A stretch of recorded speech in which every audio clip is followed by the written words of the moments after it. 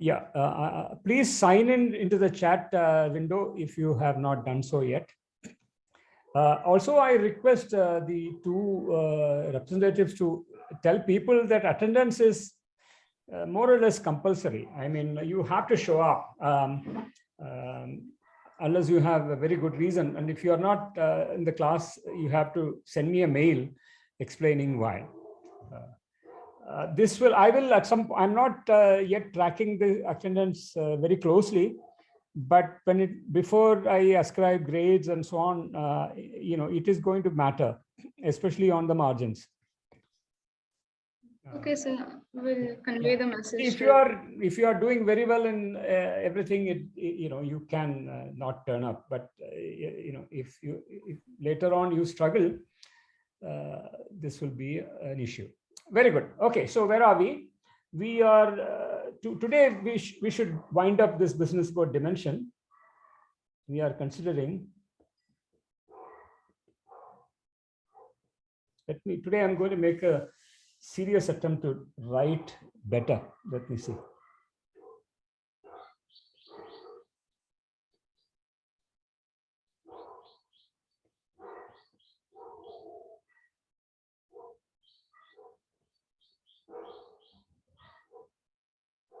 So as I said, real is because I wanted to stick with one field. Everything that I'm saying will go through with complex vector spaces and more generally.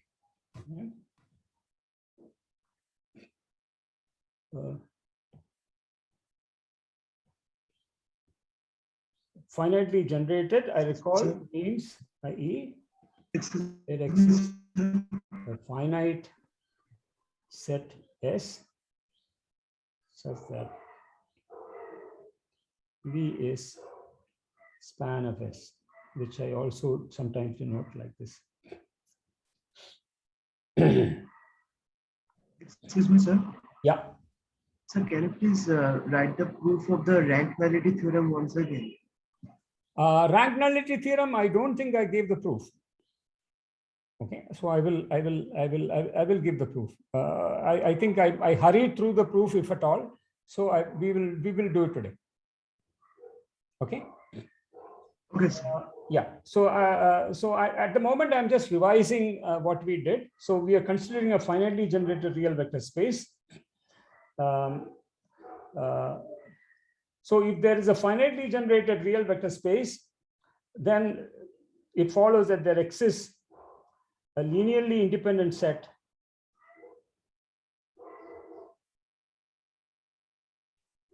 that generates V, a finite linearly independent set that generates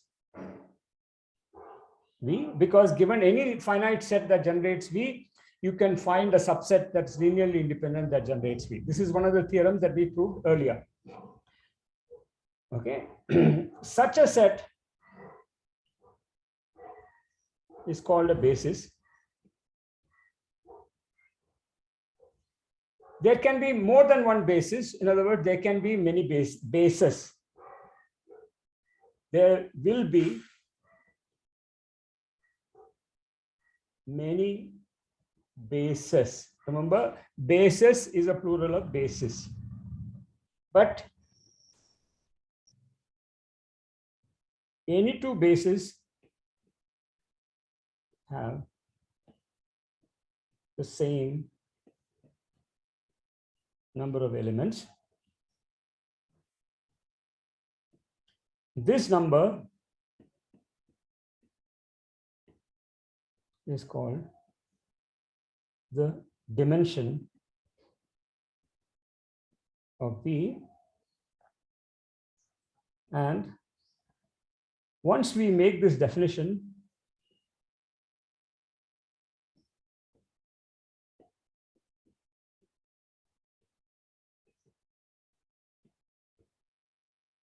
we can begin to say finite dimensional instead of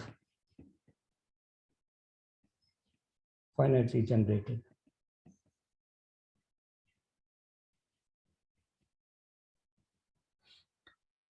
So, so this is the key fact.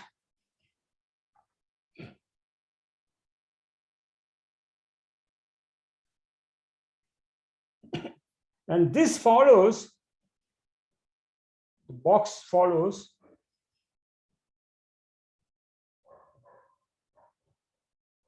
from the theorem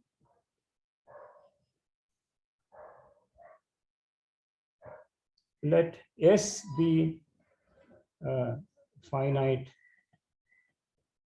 generating set and B be basis, then number of elements of S is greater than or equal to number of elements of B.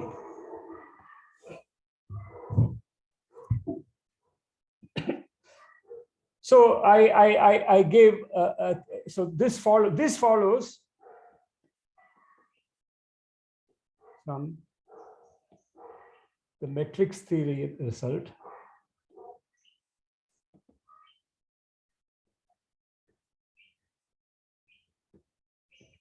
If R n1 to R n2 is a surjective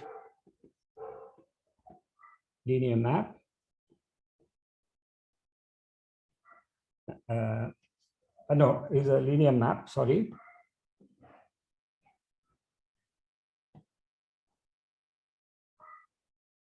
Linear map, and n1 is bigger than n2, there is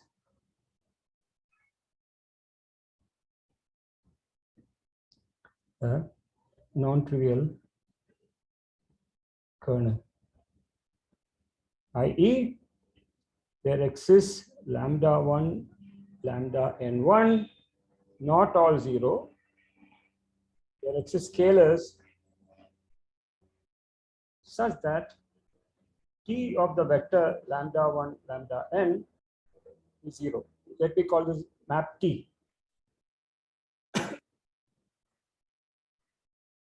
So I kind of, this we have done, all this we have done. So we have this matrix theory result from which, so the logic is that you have the matrix theory result, which is the result in blue, from which this result in green follows. So, and from that, the result in red follows.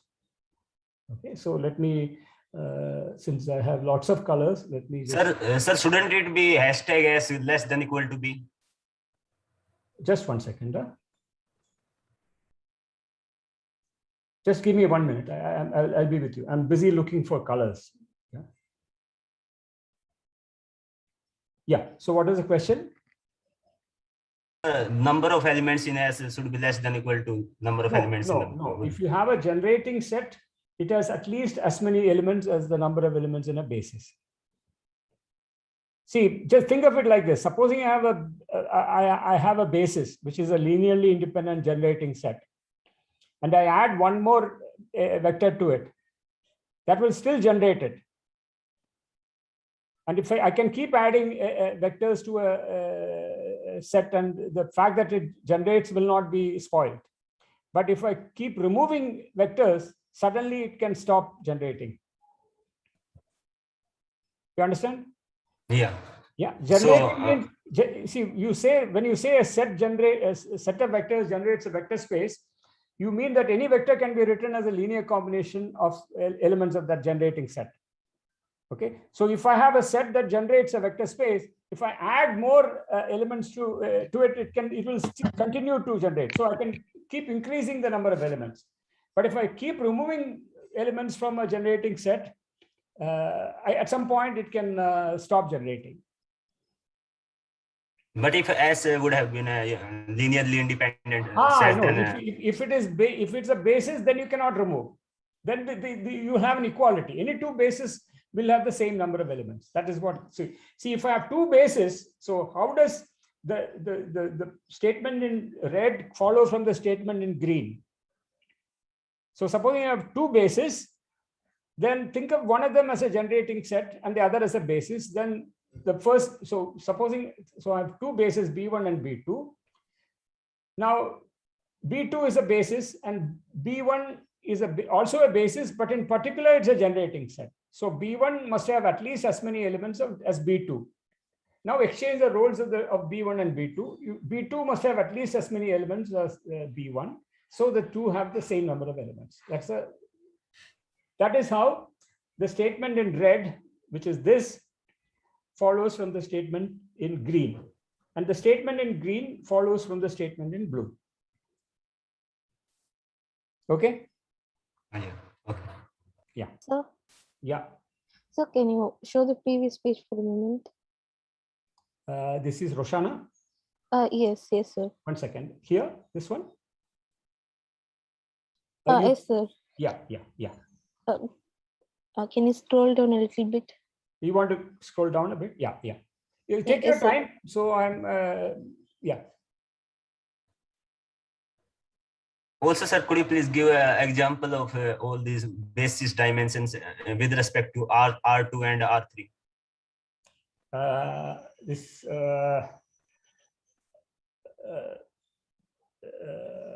We've more or less done that. In fact, I think one of the exercises in your assignment is this. Have you looked at the assignment? Not yet, sir. So yeah, so I mean, you are supposed to look at the assignments as see, if you postpone looking at the assignments, you will quickly get left behind. So I cannot emphasize this. You have to do, this is serious business, so I'm sorry, I cannot spend class time on doing assignment problems. I'm done, sir. Thank you. Roshana, you're done? Can I go back? Yes, sir. Sure. Yeah. Okay, great. Just 1 second.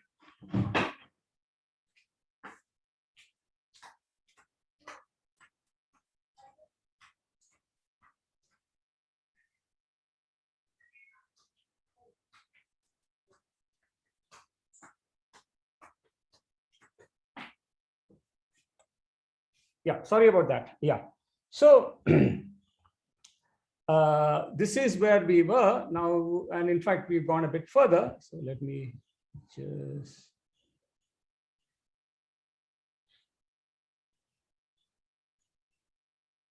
So now we are in the process of proving a multi-part theorem. So, by the way, I am somewhat worried if you have not. The assignment was posted 2 days ago. So, if you have not even looked at it, see the real danger is that if you are not following the notes carefully and reading the assignments and trying to do them as soon as you see them, if you keep postponing this to the future, then there will be too much material for you to follow. And finally, if you get left behind, the fault will be yours. I will not take responsibility. I just want to put everybody on notice. I mean, there is a lot of material coming your way. Much of it is new. Ways of thinking are new. Notation is new. Language is new. So the only way that you will be able to keep up is if you don't postpone, because it just accumulates and then you will be left behind. I mean, in the beginning we go relatively slowly, but already you notice, the pace at CMI is somewhat fast. So you cannot afford to postpone things. So you have to really, and the whole full set of notes is posted. So I don't see what stops you from reading up to date and even going ahead. So the people who do well are the people who do that, who keep up to date and even go ahead if possible. mathematics is not a spectator sport. Yeah, okay. So let's do the rank nullity theorem carefully today. Okay, since that was, so this is part 4 of the theorem.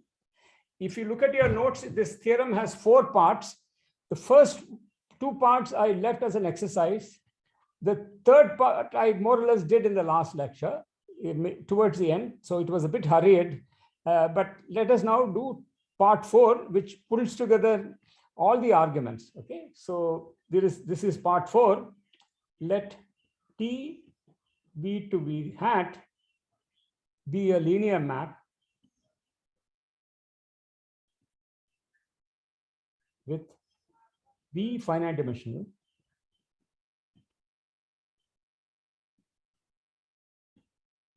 then dimension of kernel of T plus dimension of image of T is dimension of V, the first vector space. Okay, so now let us go through the proof carefully. So first of all, let us situate these. So how many vector spaces are there involved here? Okay, there are 4 vector spaces. There is V, there is V hat, there is a linear map. Kernel is a subspace of V, and the image is a subspace of V hat. Okay, and in fact, this map T, every element here actually goes here. So if you take a vector V here, its image. So if yeah, it actually yeah. So at least now I don't want to. I will not complete that sentence. So.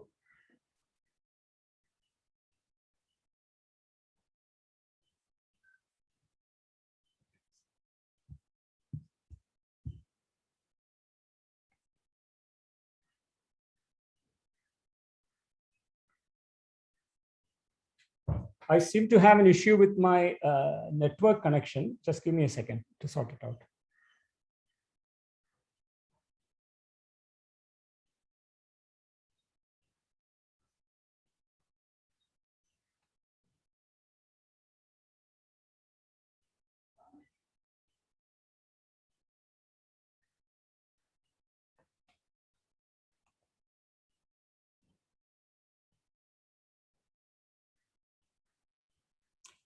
Okay, sorry about that.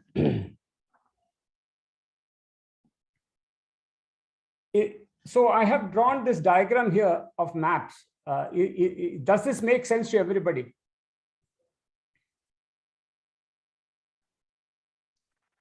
Because you have to be clear what we are talking about. There are 2 vector spaces, V and V hat, V cap, and there are 2 subspaces. Kernel of T is a subspace of V, and the image of T is a subspace of V hat.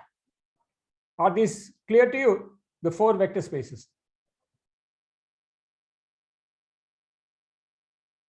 Yes, sir. Okay. So now what the theorem says is that if I take the dimension of this. Sir, one doubt, sir. One second. Wait. And the dimension of this, that's equal to the dimension of this. Yeah. What is the doubt? Sir, what is, I mean, why are you using union here? It is not union, subset. Oh, thank you. Oh, subset. Okay. Yeah. Yeah. So, and this is just a way of writing. So let me just write like this.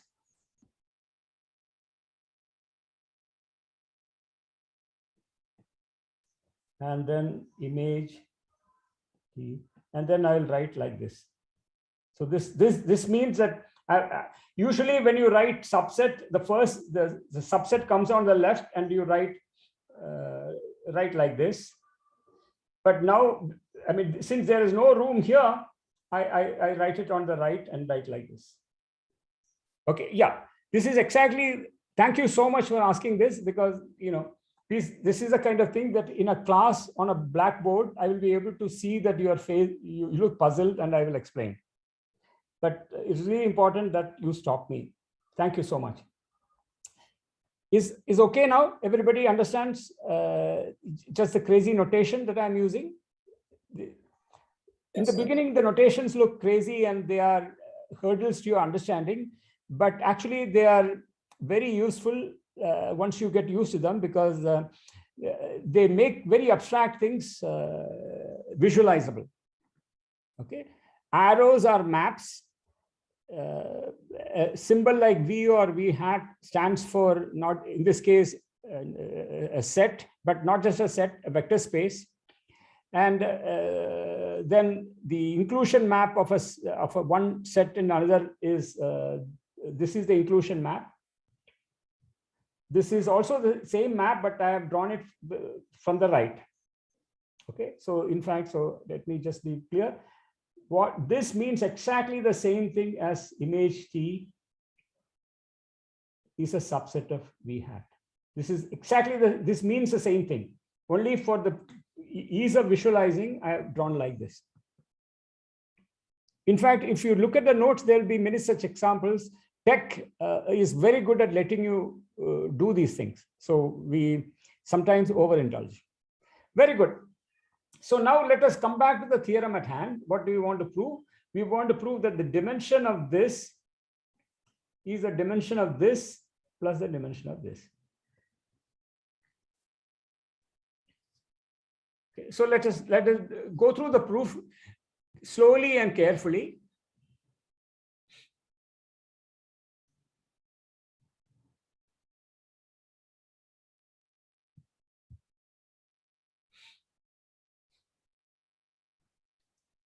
Okay, proof.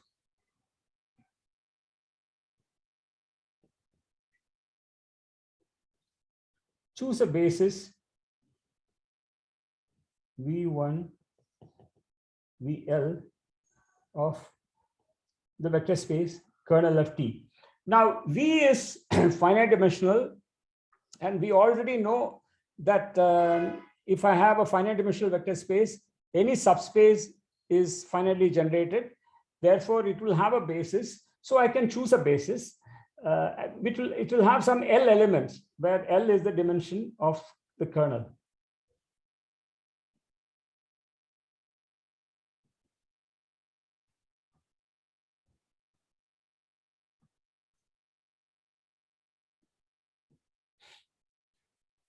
Now, we already know this. If you've read the notes carefully, extend this to a basis of V. So kernel of T is a subset of V. I've chosen a basis V1, VL, and in general, this is a proper subspace of V. So these vectors don't span V, but you can choose additional vectors, the M, where M is the dimension of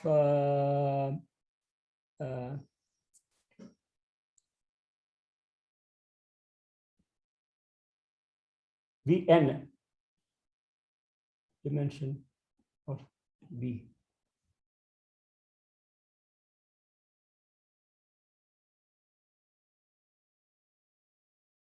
So this is a basis for V, and if I add enough vectors, I'll get a basis for V. Now let V hat prime be the span of the vectors VL plus 1 to Vn.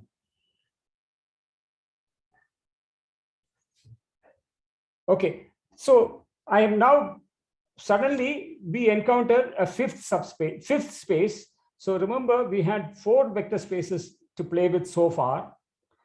We had V, we had V hat, we had kernel of T and image of T. And suddenly I've now brought in this subspace, well, this vector space, which is a span of these vectors. Now, this is a subspace of which vector space? We had. Somebody said we had. V.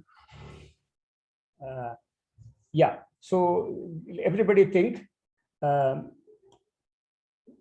So I have taken a certain set of vectors and taken their span. So it is a subspace of some vector space. Now I'm asking you to think which vector space is it a subspace of? Aditi, you were about to say something. Yes, sir, I said it's not a subspace of V hat because it's Okay, so what is it a subspace of? of V, sir. Of Of V, sir. V. Very good, very good. So does everybody agree? Because I'm taking some vectors in V. Remember, I have the vector space V here, and I have a subspace kernel of T, which is a subspace of V. I've chosen a basis for the kernel and added on more vectors so I get actually a basis for the bigger space V. So these guys are vectors which belong to V. So their span will be a subspace of V. These guys don't know anything about V hat. So you can't go to V hat from here. I mean, not yet. So these guys, so this is actually a subspace of V. Oh dear, oh dear, oh dear.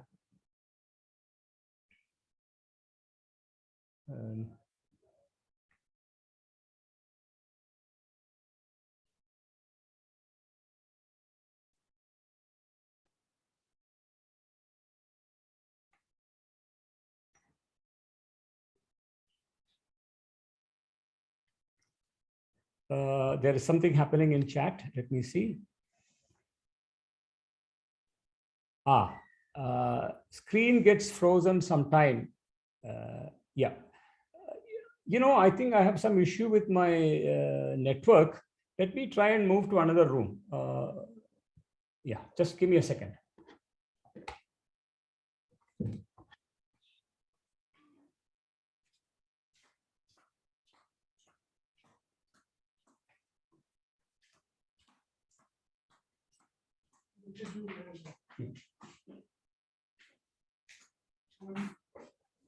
Are you connected to the internet?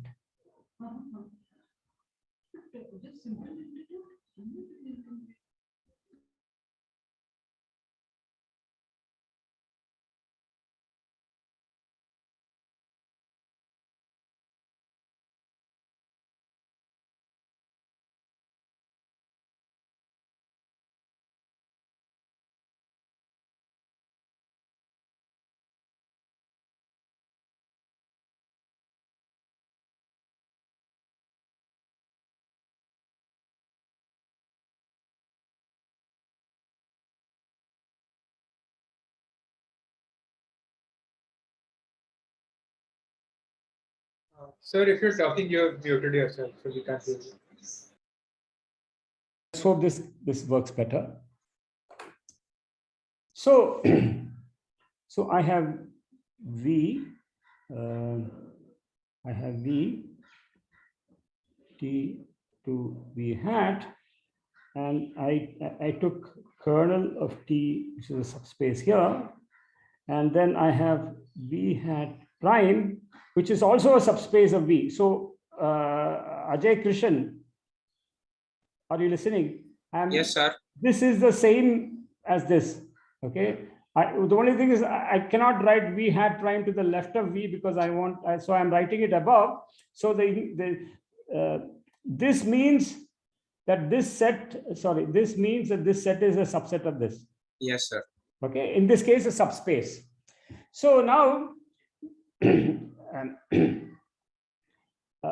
I have V, I have the kernel of T, which is a subspace of V.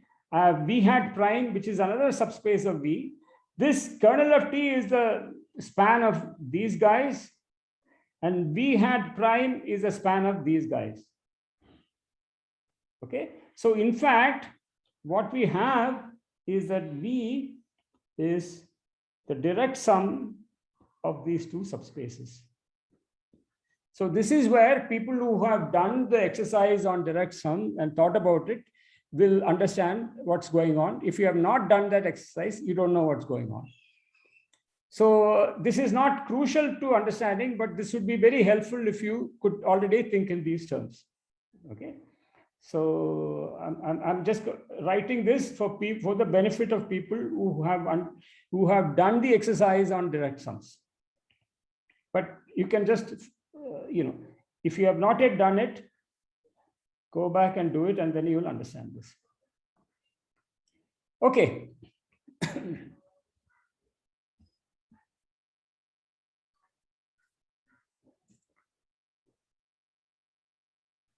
So now what is the dimension of V hat? V hat prime.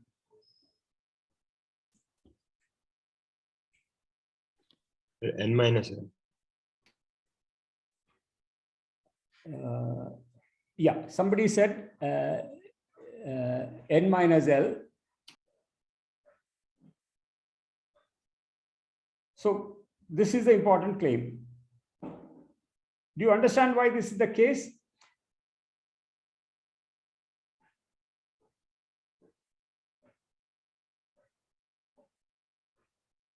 Well, what is the dimension of a vector space? It is the number of elements in a basis. And so the claim is that these guys here actually give you a basis of V hat prime. Why? Because first of all, these guys generate V hat prime. V hat prime is by definition the span of these guys. And these are linearly independent because they are a subset of a basis. A basis consists of linearly independent sets, and a subset of a linearly independent set is linearly independent. So these guys form a linearly independent set that generate V hat prime. So therefore, these guys form a basis for V hat prime. And how many of them are there? There are N minus L of them. So the dimension of V hat prime is N minus L.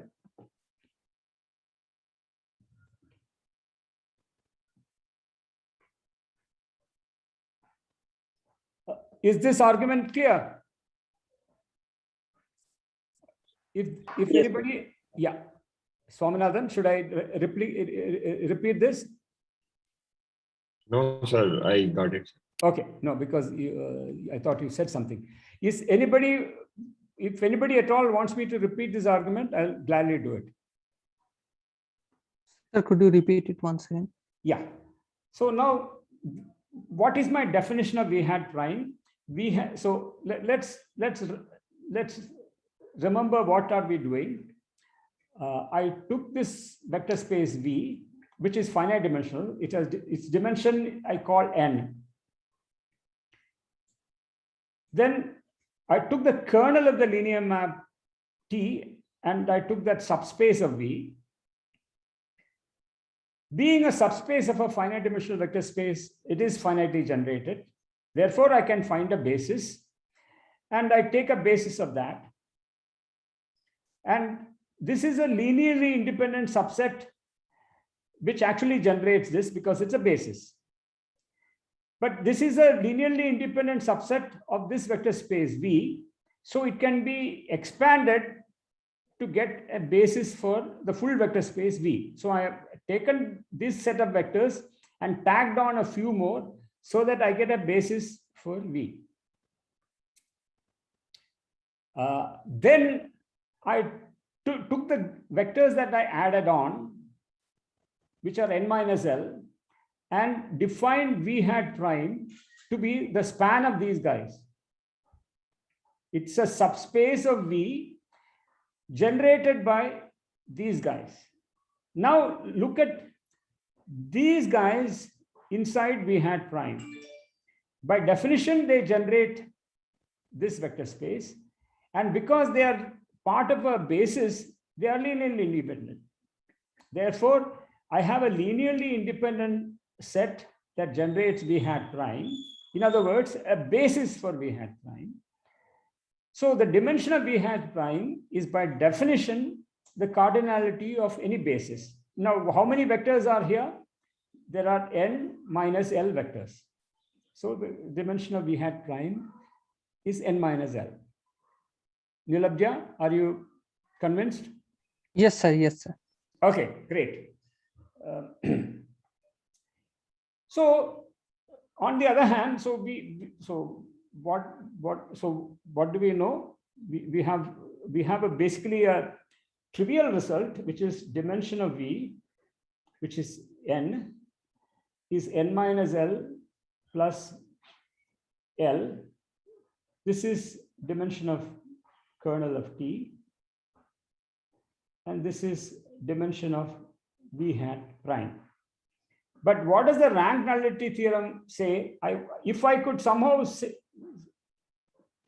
that this is equal to dim image of T, I'd be home, right? Because that's what the rank nullity theorem says, that dimension of the kernel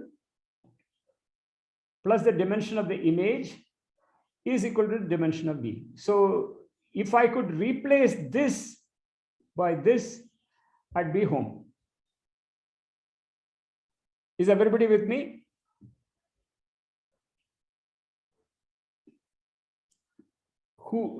I'm particularly anxious that I forget who was it who asked me to repeat or talk about the rank nullity theorem. Is that person here? I forget who it was. Yes, I was Ishan. Yeah. So Ishan, are you Yes, with me so far? Yes, sir. Yes. So it remains for us to fit in this final piece of the jigsaw, namely question, dimension of V hat prime, is it equal to dimension of image of T?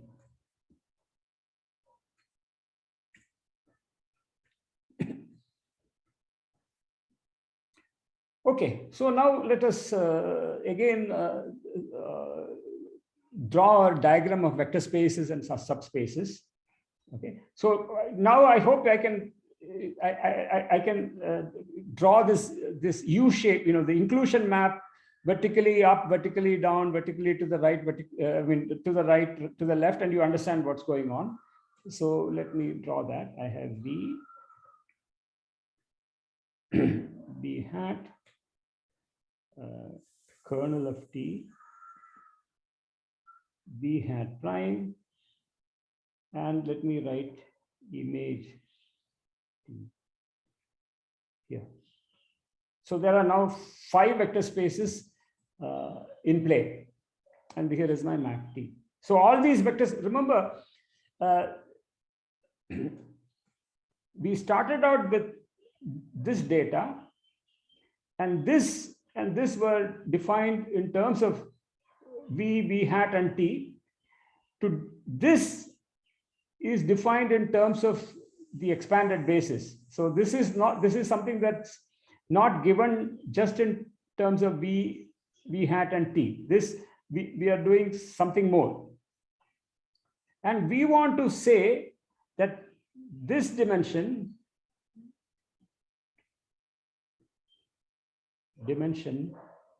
which is n minus L equal to this dimension. So that's the question. This is the question mark. Are these two vector spaces, do they have the same dimension?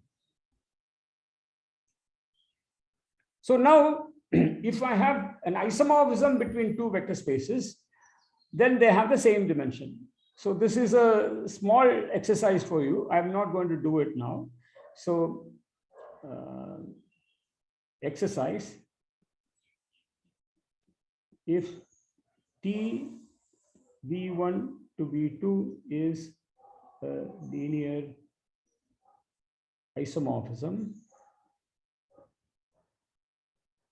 then V1 is finite dimensional if V2 is finite dimensional, and dim V1 is equal to dim V2. And in this case,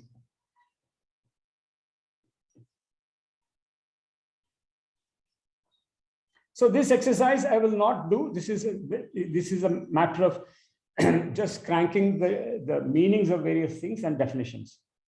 But this is something you should do. So now, is there a map? Is there an isomorphism between V hat prime and image of T? Because if we could find an isomorphism, we would be home.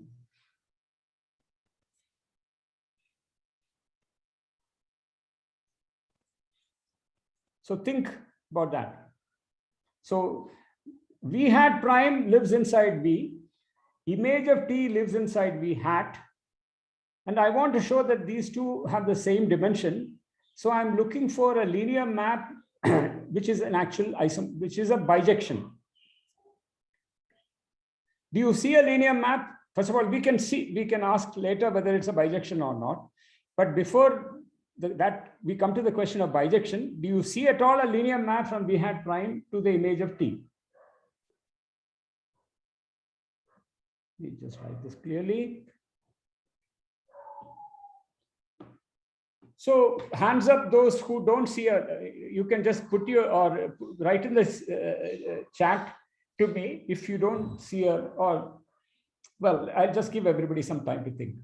Do you see a linear map that goes from V hat prime to the image of T, which is a subspace of V hat?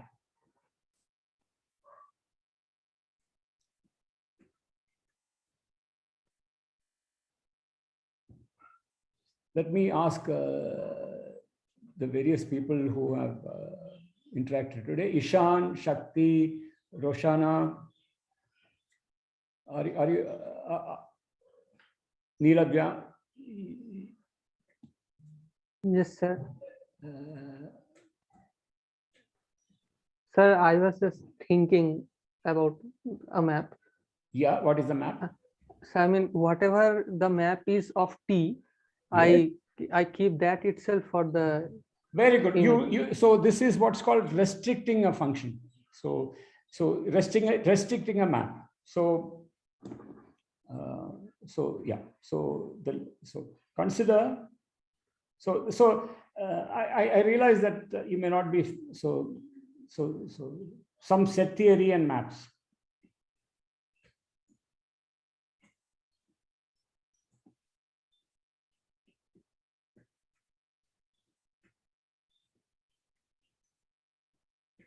If f x to y is a map of sets and z is a subset of x, then f restricted to z is a map from z to y defined by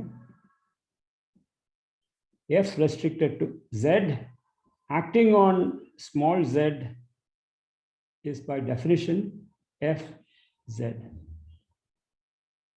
So this is a stupid definition, but it's very powerful. So what does it say? It says that supposing I am given a map, two sets x and y, okay, so and a map from x to y, okay, then and z is a subset of x, then I get a new function which with domain z and range y just by restricting the action of the map f to elements of z. So an example would be if x is the population of if x is the set of people on earth and x is the natural numbers and f is the age of a person, and z is the set of women. So if you know the ages of every person on earth, you know the age of every woman, every woman, just by restricting the age function, age map to the subset of women on earth. So this is called restriction of a map.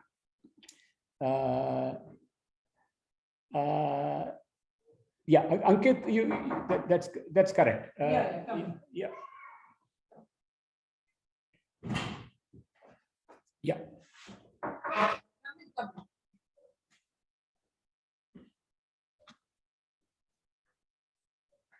Okay. So, with this little background in set theory, consider the map T restricted to V hat prime to V hat.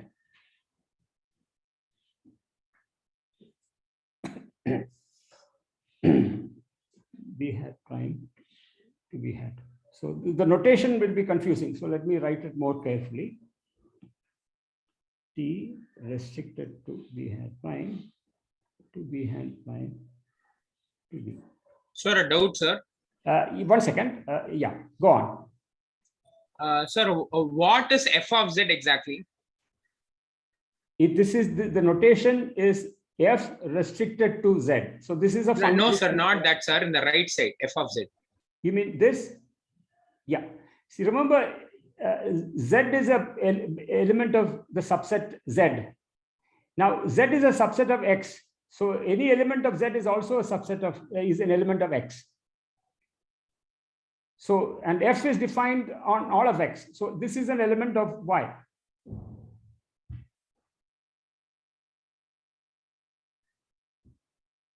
So for any element small z and capital Z, f restricted to z on small z is just f of z. Is that confusing? Yes, sir. I'm thinking. You got it? Yeah. So, so consider this map from T restricted to V hat prime. Okay. Then consider the vectors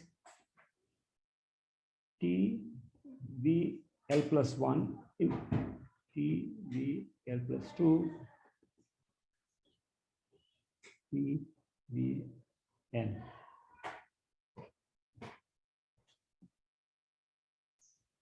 In V hat prime.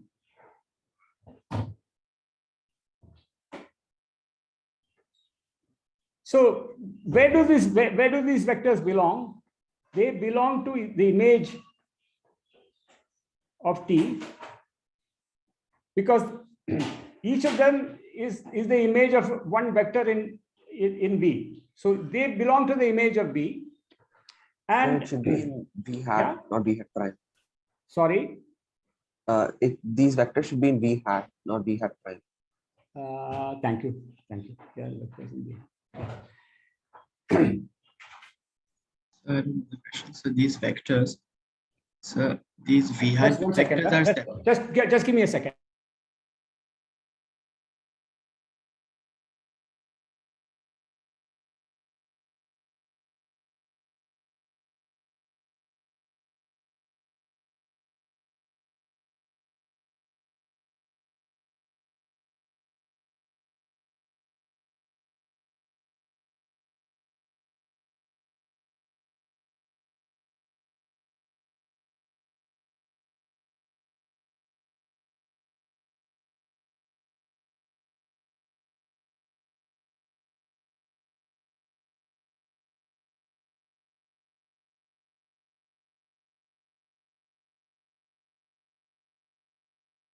I'm back. So consider these vectors. They belong to V hat. And in fact, they belong to the image of T. And the claim is that these form a basis for image T.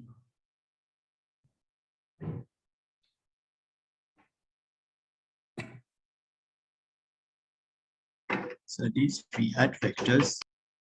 Sorry. So these V hat vectors, T of V hat, the inner vector. So those are supposed to be the basis of V hat prime. They are a basis for the image. No, so not the T vectors, the vectors which are arguments for the map. You The mean ones these guys? inside. Yeah. That is how they were, remember? So they are V vector prime.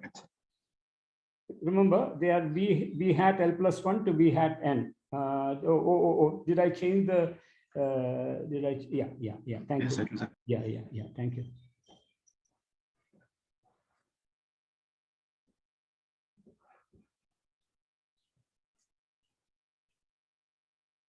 The claim is that if these vectors, which form a basis for V hat prime, when you take their image under T, you get a basis for the image of T. Okay, so first of all, so proof of claim.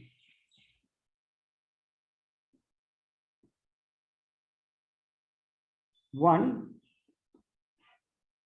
they span image of T, and two, they are linearly independent.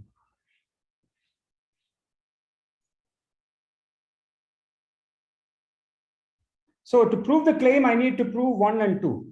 So why do they span T, the image of T? Let W be in image of T.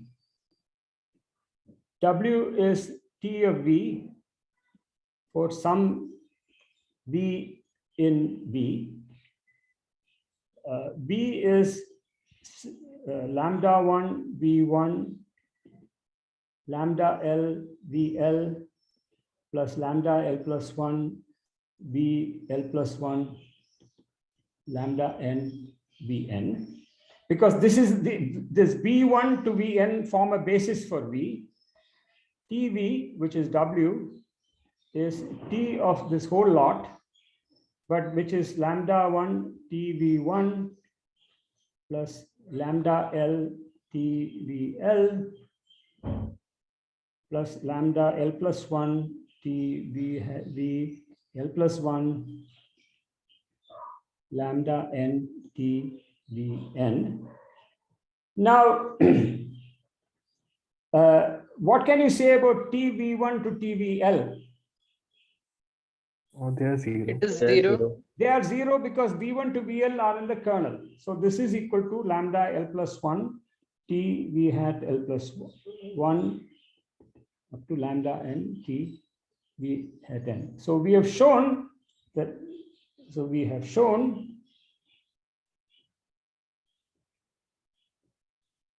any vector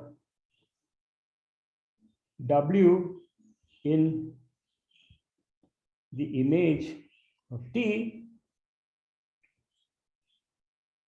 can be written as a linear combination of the vectors T, V, L plus 1, T, V, N. In other words, image of T is span of T, V, L plus 1, T, V, N. So this shows number 1.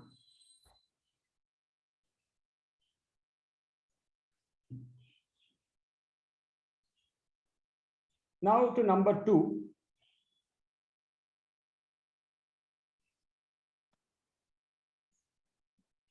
Linear independence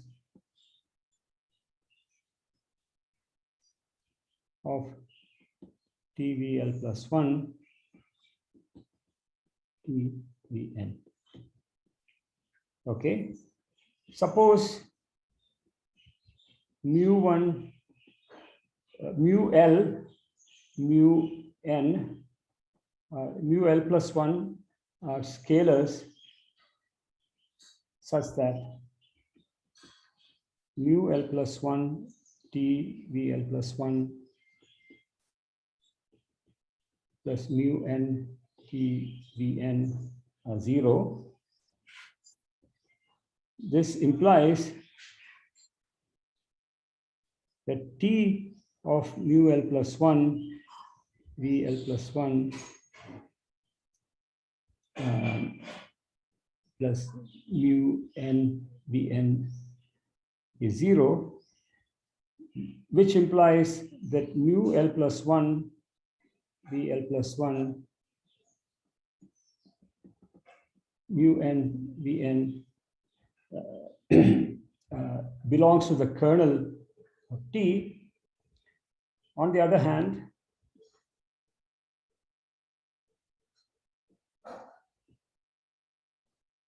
V is kernel of T plus V direct sum V hat prime.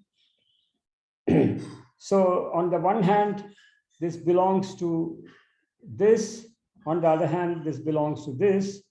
This implies mu L plus 1 V hat L plus 1 mu n V n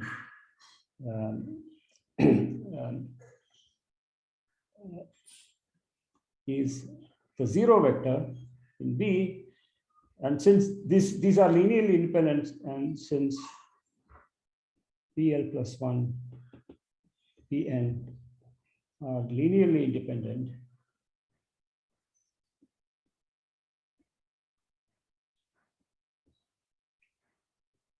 mu L plus 1 equal to 0, mu n equal to 0. Okay, so I don't want to, I mean, I did go in somewhat fast over this last this thing.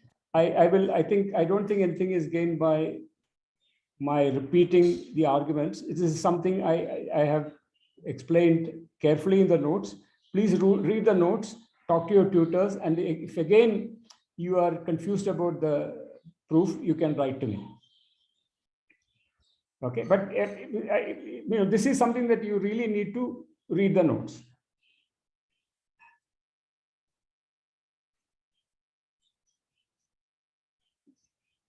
Okay, so let me now take a little break. I'll come back and I'll give you another proof of the basic theorem that we have proved, a proof that's independent of matrix theory. That's what the last thing that I will do today. Sir?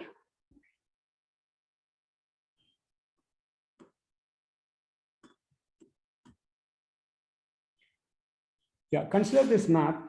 T acting on x, y, z is x minus y, y minus z, z minus x. So this is a map from R3 to R3. So so remember, we are looking at this. Our earlier notation was V to V hat. So in this case, both V and V hat are the same vector space. It's R3. And the linear map takes a triple of real numbers, x, y, z, to the triple x minus y, y minus z, z minus x. So what is the kernel of this linear map?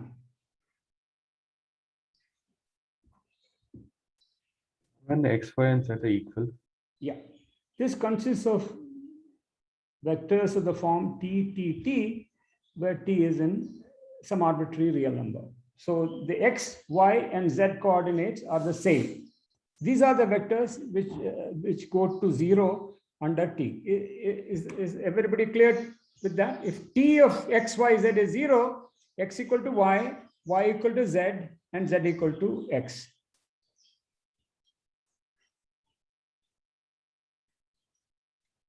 Now, what is the image of T?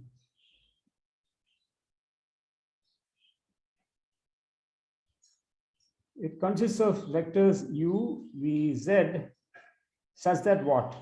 Make a guess. U plus v plus z equals 0.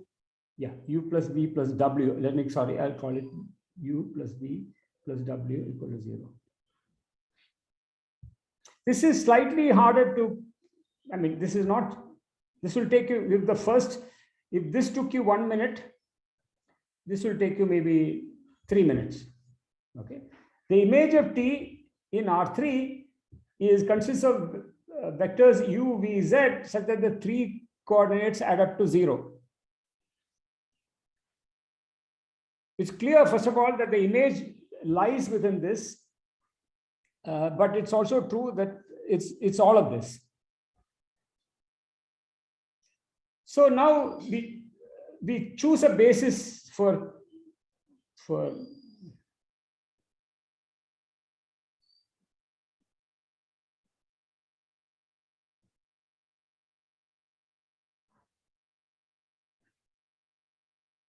okay, so give me a basis for the kernel. Give me a subset of vectors of the kernel which will generate the kernel and are linearly independent. So set of 1, 1, 1. Yeah. So it consists of only one element. So V1 is this vector 1, 1, 1 in the kernel. So the set S, the basis for the kernel consists of just this singleton. Okay, but is this a basis for R3? No, sir. No, because R3 is freely generated by 3 vectors. So the dimension of R3 is 3. So one vector cannot generate R3. Okay, so so now I have to find two more vectors to add to this that will generate freely generate R3. So we choose V2 to be 1, 0, 0 and V3 to be 0, 1, 0. So now we get a basis for R3 consisting of V1, V2, V3. This is 1, 1, 1. This is 1, 0, 0. And this is 0, 1, 0. So let me draw. So here is my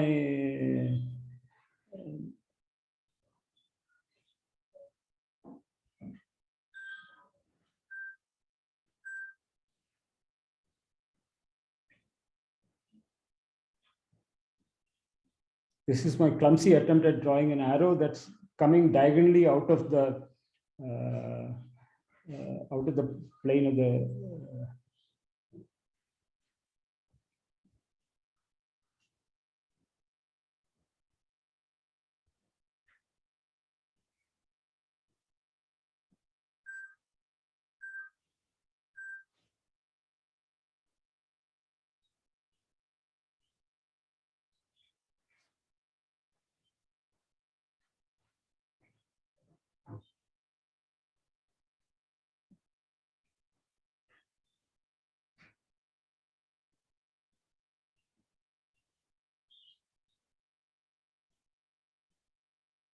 and this is so this is V1.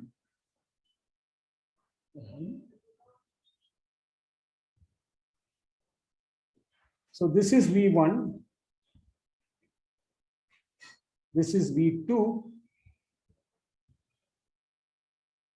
And this is V3.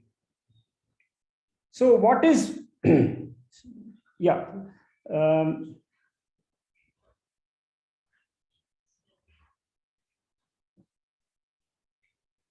What is V hat prime?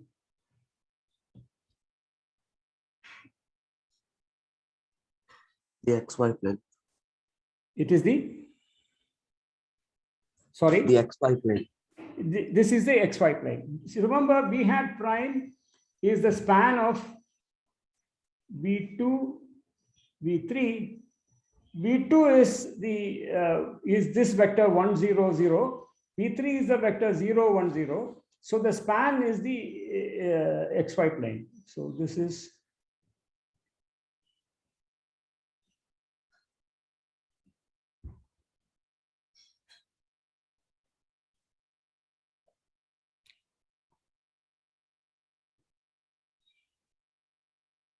so now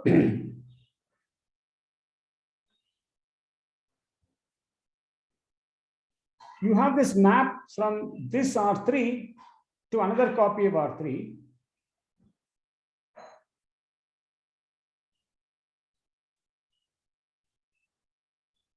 Which takes everything here and maps it to the plane x, y, x plus y. So this should be, this axis should be labeled UVW.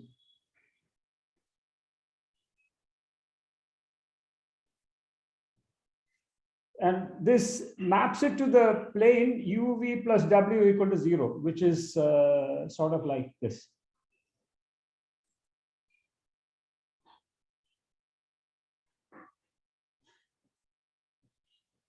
So this is the image of T. So I have R3, which is three-dimensional, and within that I have this two-dimensional subspace consisting of vectors with coordinates u, v, w, so that u plus v equal to 0.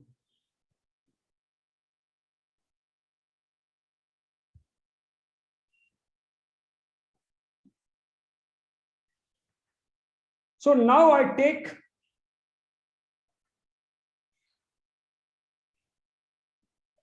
T of V2, which is T of the vector 1, 0, 0, which is 1, 0, minus 1. And T of V3 is 0, y, z.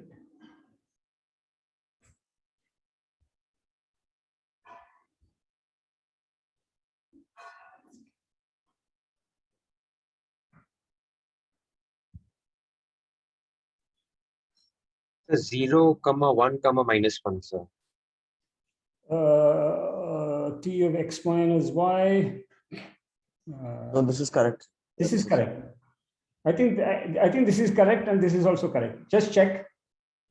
I'm confident about this one, but is this correct? Yes, sir. It is Okay. correct. Yeah. So Yes, sir, you this see, is also correct. I get two vectors in the image, 1, 0, minus 1.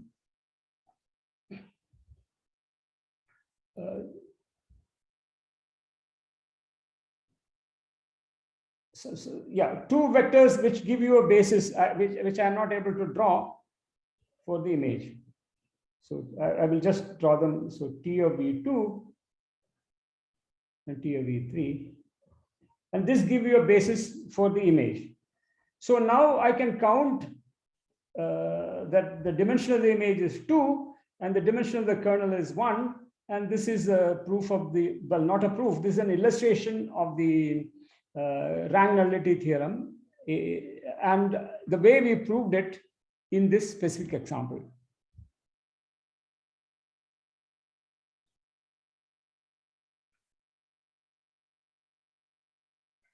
Excuse me, sir. Yeah. So how did you write the values of T of VU2 and V3? Can you please explain us? You mean, how did I get these? Yes, sir. Yes, sir. You're asking about this and this?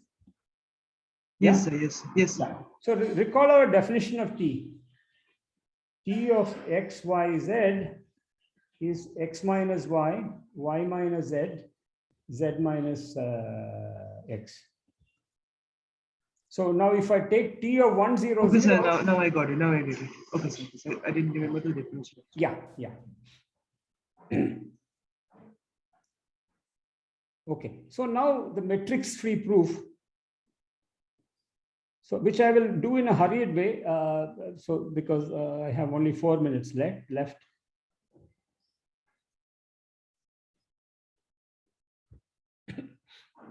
So this is the theorem we will prove. Your screen stopped sharing. Screenshots.